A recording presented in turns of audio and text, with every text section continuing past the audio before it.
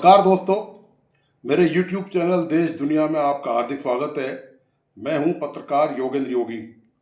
दोस्तों, 27 फरवरी 2023 शराब घोटाले में दिल्ली के उप मुख्यमंत्री मनोज सिसोदिया को गिरफ्तार किया।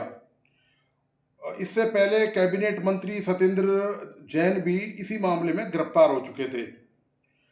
1 अगस्त 2022 शिवसेना नेता संजय राउत जमीन के मामले में गिरफ्तार हुए।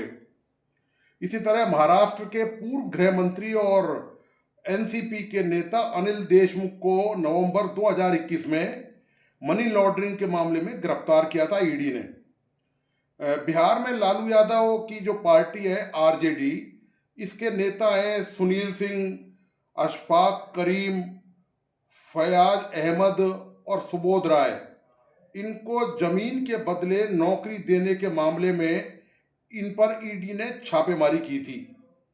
इसी तरह आपको पता ही है कि कांग्रेस के अध्यक्ष राहुल गांधी, पूर्व कांग्रेस के अध्यक्ष राहुल गांधी कांग्रेस के वरिष्ठ नेता हैं और ये नेशनल हेराल्ड के मामले में फंसे हुए हैं।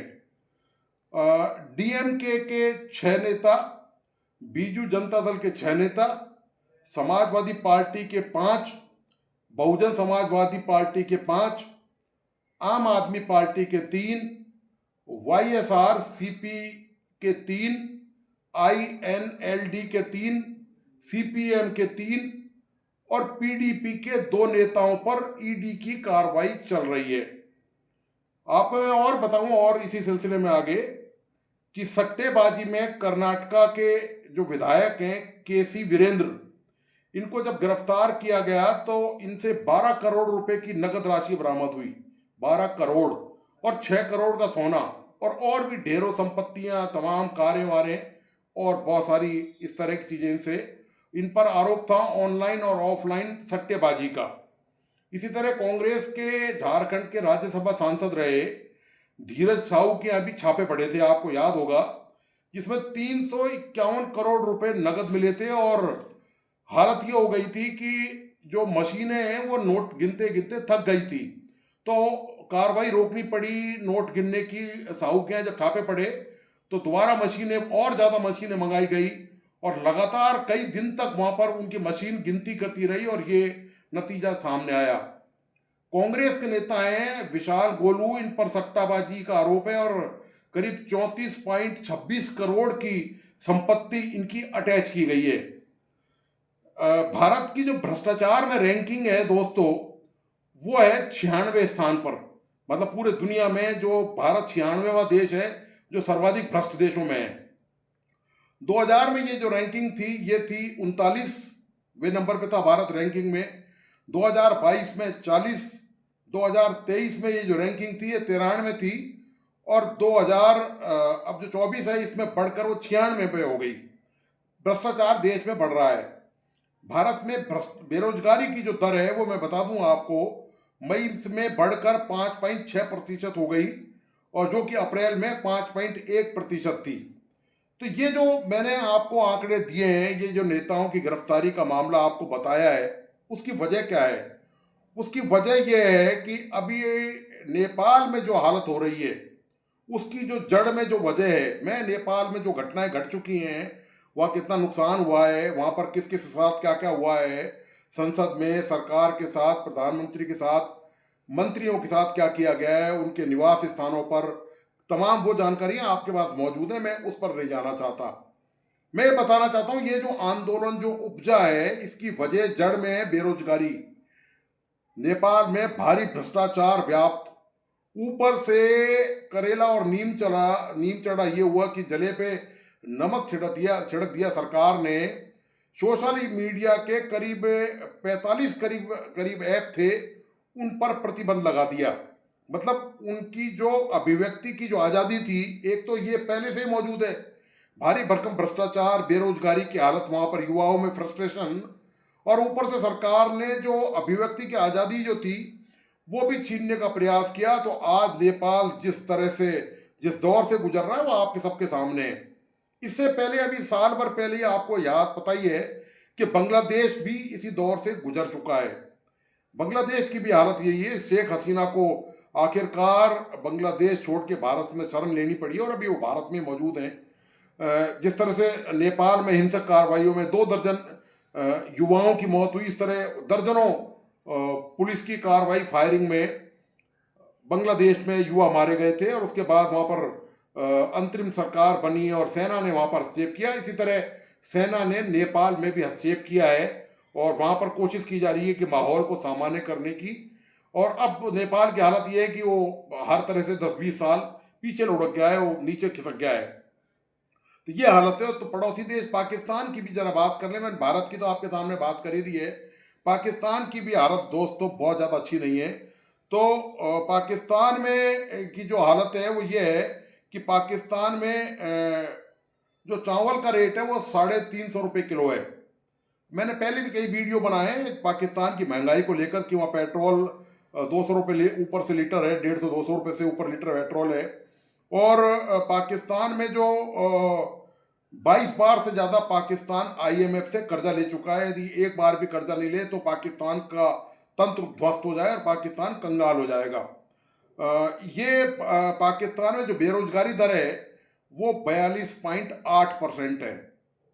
अब आप अंदाज़ा लगा लीजिए कि पाकिस्तान की हालत क्या है। पाकिस्तान लगभग नेपाल जैसी हालत में चरमराने की स्थिति में है। स्थिति तो भारत की भी बहुत अच्छी नहीं है। अभी ट्रंप ने टैरिफ लगा दिया, पहले 25% लगाया, फिर 25% और बढ़ाया, तो कुल 50% हो गया। 50% टैरिफ भारत से जो सामान जाता है अमेरिका में निर्यात किया जाता है, टेक्सटाइल हो, जवाहरात उद्योग हो, कपड़ा उद्योग हो, इस तरह की जो चीज़ें हैं उन पर ज़बरदस्त टैरिफ लगाया गया है। तो कालीन उद्योग हो, ये उद्योग पूरी तरह से चौपट हो चुके हैं और इनमें हजारों लाखों की संख्या में लोग बेरोजगार हो चुके हैं। केंद्र सरकार ने कुछ राहत देने की कोशिश की है लेकिन वो नाकाफ़ी है, उससे कुछ नहीं होने वाला। तो भारत में अभी जब नई बेरोजगारी की दरों के आंकड़े आएंगे तो निश्चित तौर पर ये आंकड़े भी जो ट्रंप ने टैरिफ लगाया है उसके बाद शामिल होंगे।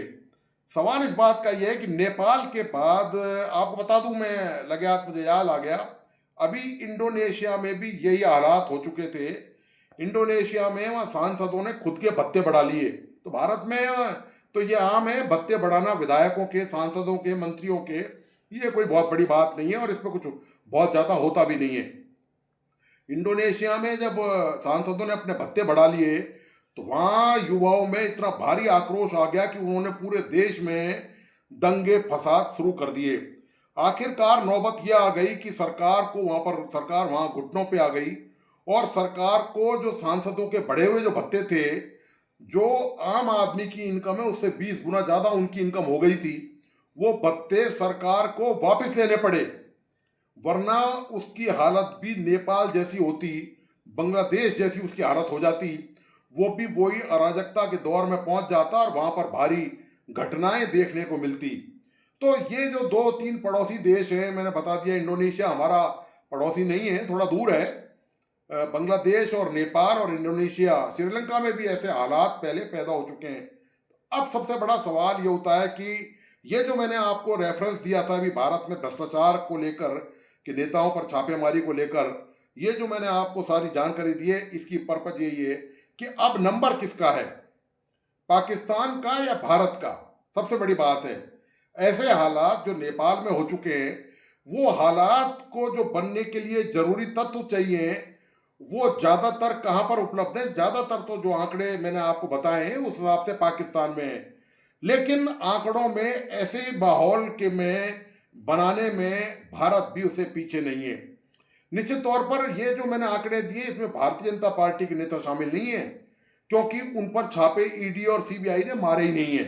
तो अभी तो वो दूध के धुले साबित हो रहे हैं। कभी भविष्य में यदि कांग्रेस की सरकार सत्ता में आई या कुछ और हुआ परिवर्तन, तब हो सकता है कि कोई कार्रवाई हो, कुछ छापे पड़े, तब कुछ असलियत जो है वो थोड़ी बहुत सामने आ सके। अभी तक तो पूरी तरह से वो गाय बनी हुई है भारतीय जनता पार्टी, और उसके कोई भी ना तो केंद्रीय मंत्री और ना उनके जो राज्यों में जो उनकी सरकारें हैं वहाँ पर उनके जो मंत्री हैं, मुख्यमंत्री हैं, जिन जिन राज्यों में भी है, वहाँ पर उनके खिलाफ अभी तक कोई बड़ी कार्रवाई सामने आई नहीं है। और आई इसलिए भी नहीं है क्योंकि जो जांच एजेंसियां हैं केंद्र की जो जांच एजेंसियां हैं वह भारतीय जनता पार्टी की सरकार है, और सीबीआई और ईडी की जो नकेल है, नकेल जिसको बोलते हैं ना, जिसको अफसर जिस नकेल को हिलाने से हिलते हैं, वो अभी केंद्र की भाजपा सरकार के हाथ में है। तो उनके अभी मामले खुलासे नहीं हुए हैं। नेपाल में मुझे याद आया जो युवाओं में भयानक आक्रोश था और जो सोशल मीडिया पर वहाँ जो चीज़ें चल रही थी, उसमें यह भी था कि किस किस नेता की प्रॉपर्टी नेपाल में कहाँ है। उन मालों, वो माल्स जो हैं, मॉल और जो बड़ी बड़ी बिल्डिंग हैं, जो उनके जो होटल हैं, एक हिल्टन होटल है पूर्व प्रधानमंत्री के बेटे का, उन सबको खाक कर दिया गया। वो उनकी नॉलेज में सब कुछ था कि किस किस नेता के पास कौन कौन सी प्रॉपर्टी है। तो भारत में भी ऐसा ही है कि नेताओं की प्रॉपर्टी तो यहाँ आप दोस्तों, आप उनके जब भी वो चुनाव लड़ते हैं हर 5 साल बाद, आप उनकी प्रॉपर्टी का इजाफा देख लीजिए, आपको अंदाजा लग जाएगा। आम आदमी या आम कारोबारी, मैं बिजनेस की बात भी कर रहा हूँ, बिजनेस वाले भी उतना मुनाफा कभी नहीं कमा। सवाल ये है कि ये इतना मुनाफा आ कैसे जाता है नेताओं के पास, ये कहाँ से लेके आते हैं पैसा। निश्चित तौर पर दोस्तों ये पैसा हेरा फेरी और भ्रष्टाचार का है। जहाँ तक अभी भारतीय जनता पार्टी की मैंने बात करी, भारतीय जनता पार्टी ने आज तक ये दावा नहीं किया कि उनका कोई भी राज्य है जहाँ पर भारतीय जनता पार्टी का शासन है वो भ्रष्टाचार पे मुक्त हो चुका है, जीरो टॉलरेंस वहाँ हो चुकी है। जब भी वहाँ कोई कुछ पकड़ा जाता है ना, तो वो कहते हैं कि देखिए हम भ्रष्टाचार के खिलाफ कार्रवाई कर रहे हैं, यानी कि भ्रष्टाचार वहाँ मौजूद तो है, भ्रष्टाचार वहाँ खत्म नहीं हुआ है। लेकिन अभी चूंकि मामला सारा खुल के नहीं आ रहा है, तो दोस्तों ये हालत है इन पड़ोसी देशों की। और मैंने भारत की तस्वीर आपके सामने रखी है कि इसमें से अभी जो सत्तारूढ़ दल के जो भागीदार जो है ना, जो राजनीतिक दल केंद्र में भागीदार हैं सत्ता में, उन पर भी सरकार अभी कार्रवाई नहीं कर सकती, क्योंकि सरकार वहाँ पूर्णतः बीजेपी बहुमत में नहीं है। हो सकता है कभी जब विपक्ष की वहाँ सरकार आए, कांग्रेस की, वो पता नहीं कब आएगी और कैसे आएगी, भगवान मालिक है, लेकिन तब शायद कुछ इनका खुलासा हो सके, इनके घपले घोटालों का। हो सकता है हो या नहीं हो, लेकिन विपक्ष के नेता भी आज तो बिल्कुल वो गाय बने हुए हैं भारतीय जनता पार्टी के नेताओं की तरह। वहां पर भी अभी उनके खिलाफ ना तो ईडी ने कोई कार्रवाई करी है और ना कोई सीबीआई ने करी है। तो दोस्तों भगवान बचाए ऐसे हालात से जो नेपाल में हो रहे हैं, बांग्लादेश में जो हो चुके हैं, श्रीलंका में हो चुके हैं, और पाकिस्तान बिल्कुल मुहाने पे खड़ा है।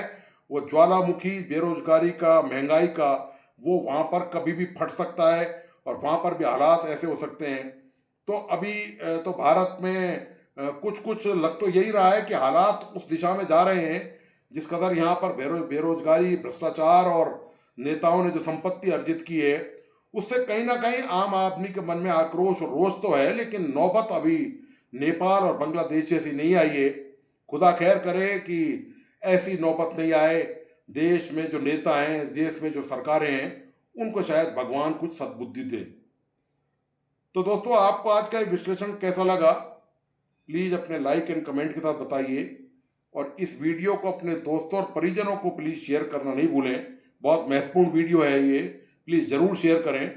मेरा तमाम दोस्तों से आग्रह है, रिक्वेस्ट है कि जिन मित्रों ने इस YouTube चैनल को सब्सक्राइब नहीं किया है, प्लीज़ सब्सक्राइब करें, लाइक करें और बेल आइकन का बटन प्लीज़ ज़रूर दबाइए। धन्यवाद।